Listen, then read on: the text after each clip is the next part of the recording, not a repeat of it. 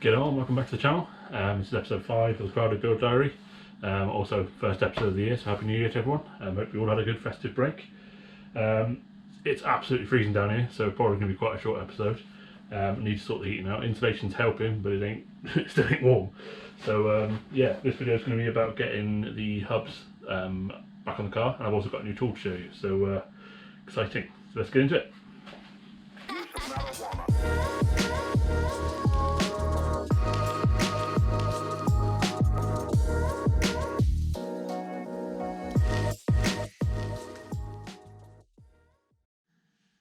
So new tools. Santa was a bit of a hero this year. He managed to get me exactly what I needed, and that is a bearing removal set for front-wheel drive cars.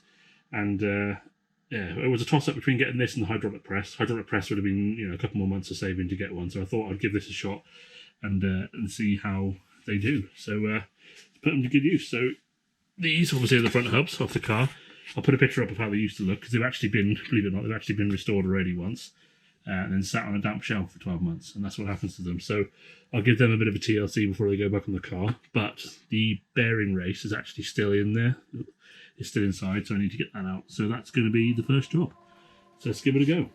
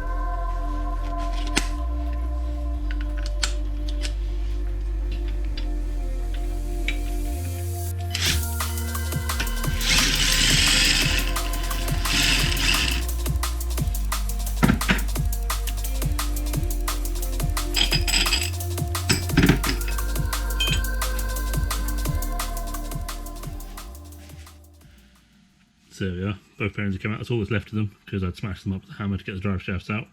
But yeah, the tool did the job quite nicely. A bit of a workout, but I was expecting that. So can't fault it so far. These are the new bearings that are going in from a company called Topran, a German company. Not heard of them before, used them before, but I've just covered that in oil. But they look alright, so I'll give them a go. Also got the hub there with the ABS wearing on it as well, just to save a bit of time. And circlips and various odds and sods. So yeah, let's put this in there.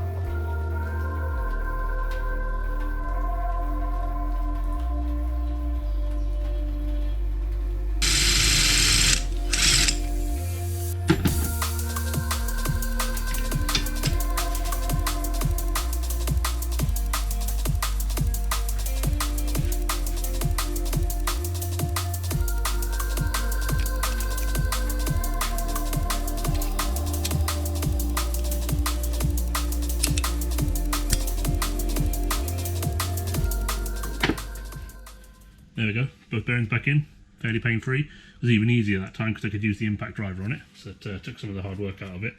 One thing I will say is I think I've made a mistake in putting the washers in. This is a little bearing on the shaft to try and stop things snagging up, and what it's actually done is it's dug into the back of this plate. This is the plate that fits inside the hub to push the bearing in, and it's taken the paint off the back. There's no actual groove there, it's just taken the paint off, so I can easily fix that, but yeah, I learned from that one. Next job would be put the hubs and the ABS ring on, but just noticed, and I remember now, there's a stud sticking out the back of it, which is where the ABS sensor goes. And what I'm going to have to do is I'm going to have to weld something to the back of it, or possibly drill it out, or whatever. But I need to get that out before I put the ABS hub on, because it's going to be a lot easier to do it now than after that. So that's the next job.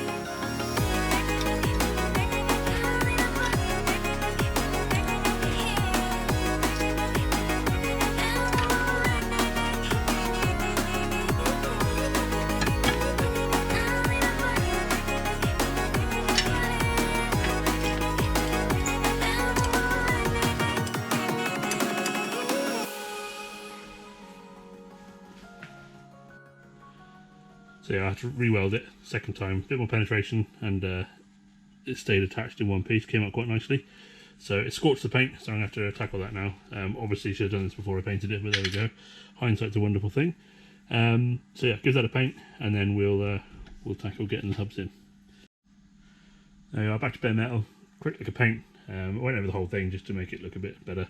It was looking a bit tired, so yeah, happy with that. Next job, let's get the hub in and the ABS ring.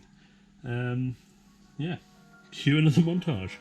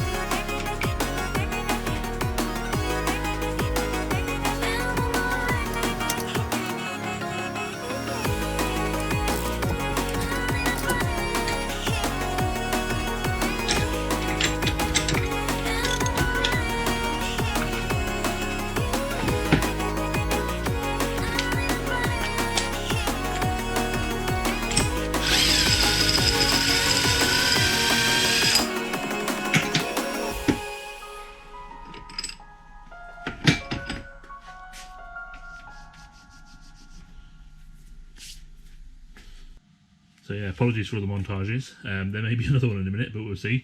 Everything's back together, so the hubs are all back in. Obviously I painted up where I welded it. Plastics are all sorted. These are for the ABS sensor routing, and I've given the nuts and bolts a bit of a strip back and a bit of a repaint. And these are just the hub nuts that came with the kit. So next job is bolt it all back on.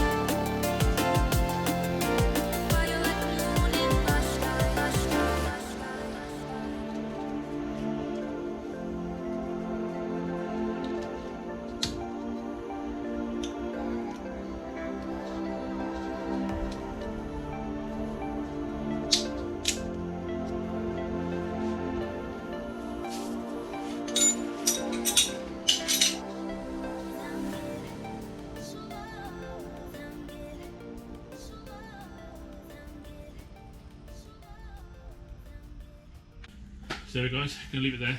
Really chuffed with how that came out. It was one of those jobs that was a bit like, oh, is that something I can do myself, or do I need to take it to a garage? That tool worked really, really well. There's no paid promotion or anything, it's just something I bought, tried, and found to work quite well. If you haven't got the room for a hydraulic press, or you can't afford one, then it's definitely an option. Other thing to mention is, if you're welding in your garage, try not to weld near a pile of wood. It's a really bad idea. I was watching the footage back last night and I just thought, lucky I didn't catch fire there. So yeah, do as I say and not as I do, as they say. Also, if you like the music in the video, I always leave the links to the artist's pages below. And I spend a bit of time picking the music I put in the videos because I think it really helps things to flow. So if you like the music, feel free to go down and give them a bit of support. Speaking of support, if you like the video, share, comment, subscribe, you know the drill.